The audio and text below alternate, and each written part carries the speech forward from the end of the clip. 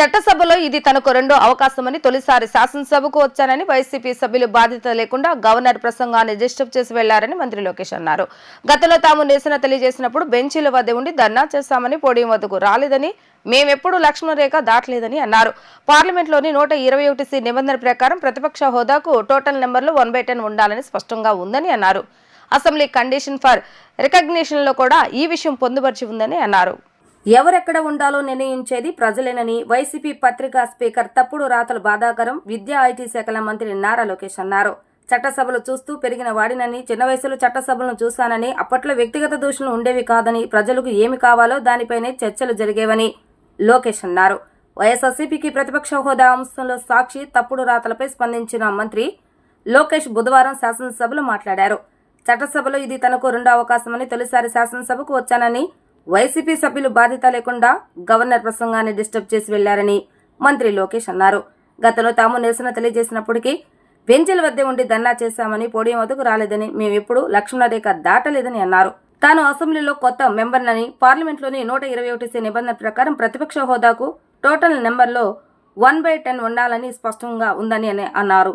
Assembly condition for recognition లో కూడా ఈ విషయం పొందుపరిచి ఉందని అన్నారు. చట్టసభలో చూస్తూ పెరిగినోడిని ఇక్కడ చాలా మంది సీనియర్లు ఉన్నారు. సోమిరెడ్డి గారు కానివ్వండి, బుచ్చే చౌదరి గారు కానివ్వండి, మనోహర్ గారు కానివ్వండి, ఫరూక్ గారు కానివ్వండి, అందరినీ చూసి పెరిగినోడిని అధ్యక్ష. చిన్న వయసులో చట్టసభలు ఎట్లా నడుస్తాయి, చర్చలు హోరాహోరీగా జరిగేది, రాత్రి 2-3 వరకు కూడా చర్చ జరిగేది అధ్యక్ష. వ్యక్తిగతంగా ఎప్పుడు దూషించుకునేవారు కాదు, ఇష్యూ పైన మాట్లాడుకునేవారు, చట్టాలపైన చర్చ జరిగేది, ప్రజలకు ఏం కావాలో అదే చట్టసభలు, అలాంటి చట్టాలే చట్టసభలు చేసేవారు అధ్యక్ష. అధ్యక్ష ఇది నాకు రెండో అవకాశం అధ్యక్ష. గతంలో కౌన్సిల్లో చేశాను, ఈ రోజు శాసనసభకు వచ్చాను అధ్యక్ష. కానీ అధ్యక్ష ప్రతిపక్షం చేయాల్సిన బాధ్యత, వాళ్ళపైన ఉన్న బాధ్యత అంటే ప్రజలు వాళ్ళు గెలిపించారు 11 స్థానాల్లో, ప్రతిపక్ష చేయాల్సిన బాధ్యత కూడా వాళ్ళు చేయకుండా ప్రతిసారి వచ్చి గవర్నర్ గారి స్పీచ్ ని కూడా డిస్టర్బ్ చేసి, ఇప్పుడు గవర్నర్ గారిని మనం గౌరవంగా ఆహ్వానిస్తాం, 2 సభల్ని ఉద్దేశించి మాట్లాడారు. కానీ ఆయన్ని కూడా అవమానపరిచే విధంగా చేసి, గతంలో మేము కూడా ధర్నా చేశాం, కూటమి సభ్యులు ధర్నా చేశాం, బెంచెస్ దగ్గర ధర్నా చేశాం. ఏనాడు పోడియం దగ్గరికి మేము రాలేదు, గవర్నర్ గారు ఉన్నప్పుడు ఏనాడు పోడియం దగ్గరికి మేము రాలేదు. ఆ రోజు మేము చాలా డిస్కస్ చేసి గవర్నర్ గారిని గౌరవించాలి, మనం రాకూడదని ఉందాతన్నదో లక్ష్మణ్ రేఖ ఏదైతే గీసాం మేము దాటలేదు అధ్యక్ష. అధ్యక్ష నేను కూడా కొత్త మెంబర్ని, ఎస్పెషల్లీ అసెంబ్లీలో కొత్త మెంబర్ని అధ్యక్ష. రూల్స్ మేము కూడా తెలుసుకుంటున్నాం అధ్యక్ష. జనరల్ గా మనోహర్ గారు ఇక్కడ ఉన్నారు, ఫరూక్ గారు కూడా ఇక్కడ ఉన్నారు, గతంలో స్పీకర్లుగా చేశారు. పార్లమెంట్ మనకి precedence, general discussion parliament precedence గా తీసుకుంటారు అధ్యక్ష. Directions by speaker of Lok Sabha clear గా ఉంది. దాంట్లో చాలా స్పష్టంగా 121C లో చాలా స్పష్టంగా shall have at least a strength equal to క్వారం fix to constitute a sitting of the house, that is 1/10 of the total number of members of the house. మీరే చెప్పారు అధ్యక్ష, ఇది ఉంది. ఇంతేకాకుండా మనోహర్ గారు స్పీకర్ గా ఉన్నప్పుడు తీసుకున్నాం అధ్యక్ష. ఆ బుక్ లో కూడా చాలా స్పష్టంగా ఎగ్జాక్ట్ మనం కండిషన్స్ ఫర్ రికగ్నిషన్ లో చాలా స్పష్టంగా చెప్తాం జరిగింది. అంతేకాకుండా అధ్యక్ష జగన్మోహన్ రెడ్డి గారు మీరు అన్నట్టు సెలెక్టివ్ మతిమరుపు అనుకుంటారు అధ్యక్ష. ఎందుకంటే 13 జూన్ 2019 నాడు ఇక్కడనే కూర్చుంటే ఆయన ఒక మాట మాట్లాడారు చంద్రబాబు నాయుడు గారిని ఉద్దేశించి. ఆ రోజు ఆ వీడియో కూడా బాగా వైరల్ అయింది అధ్యక్ష. దాంట్లో చాలా స్పష్టంగా చంద్రబాబు నాయుడు గారికి 23 మంది శాసనసభ్యులు ఉన్నారు, ఒక 5గురిని లాగేస్తే ఆయనకు 18 లేదంటే 17 మందో ఉంటారు, అప్పుడు ఆయనకు ప్రతిపక్ష నాయకుడి స్టేటస్ కూడా ఉండదు అని స్వయంగా జగన్మోహన్ రెడ్డి గారే హౌస్ సాక్షిగా చెప్పారు అధ్యక్ష.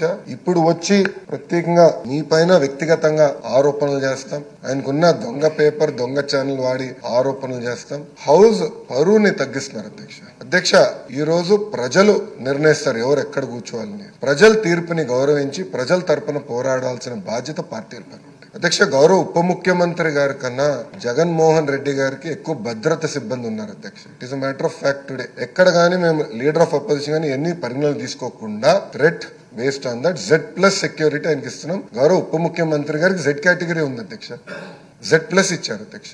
అంటే ప్రభుత్వం చాలా క్లారిటీగా వ్యక్తిగత విభేదాలకు వెళ్లేదేం కాదు, as per requirement we will provide. But చట్టం చాలా క్లియర్ గా చెప్తే మీకు హోదా రాదు అని చట్టం చెప్తే హోదా కావాలి, చట్టాన్ని మీరు ఉల్లంఘించండి అని చెప్తాం. చాలా చాలా బాధాకరం. ఆయనకు అలవాటు చట్టాలను ఉల్లంఘిస్తాం, అది తీసుకొచ్చి ఈ హౌస్ పైన రుద్దుతాం. ఆ సాక్షి పత్రిక ద్వారా రాస్తాం. నిజంగానే చాలా చాలా బాధాకరం అధ్యక్ష.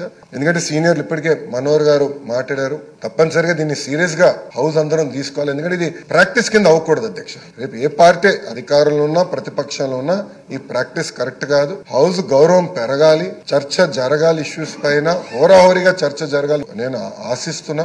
అప్పుడే మెరుగైన చట్టాలు మనం తయారు చేయగలుగుతాం, చట్టాలు కావాల్సిన సవరణలు తీసుకురాగలుగుతాం అని మీకు తెలుపుకుంటూ, మీరు ఏదైతే రూలింగ్ ఇచ్చారో అది అద్భుతమైన రూలింగ్ అధ్యక్ష. దాన్ని బట్టి భవిష్యత్ కార్యాచరణ గౌరవ మనోహర్ గారు చెప్పినట్లు తప్పనిసరిగా చేద్దామని మీకు తెలుపుకుంటూ